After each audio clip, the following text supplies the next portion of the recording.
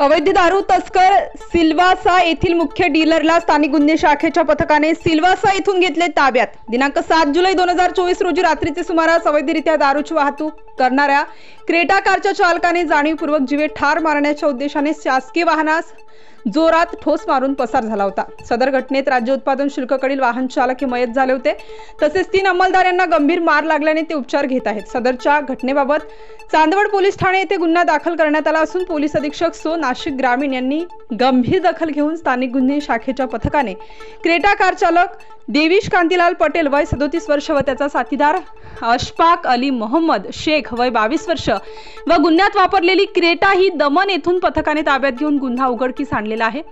माननीय पोलीस अधीक्षक सो नाशिक ग्रामीण यांनी मुख्य डीलर यास अटक करण्याकामी सूचना देऊन पथके रवाना केली।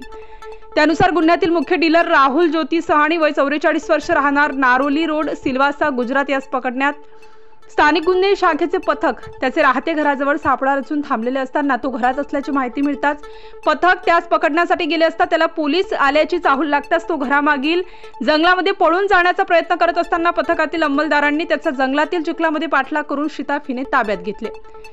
सदरचा मुख्य डीलर राहुल हा सराईत गुन्हेगार असून त्याच्यावर गुजरात राज्यात सोलगड, पार्टी, वलसाड, नवसारी, वलोड, नानापोंडा या ठिकाणी प्रोहिबिशनचे 7 गुन्हे दाखल आहेत।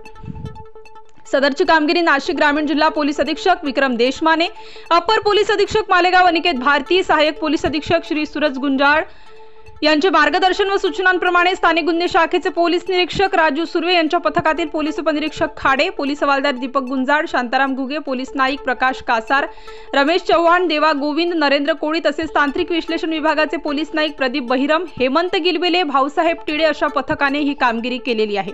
स्टार न्यूज साठी मोहसिन पठाण, नाशिक।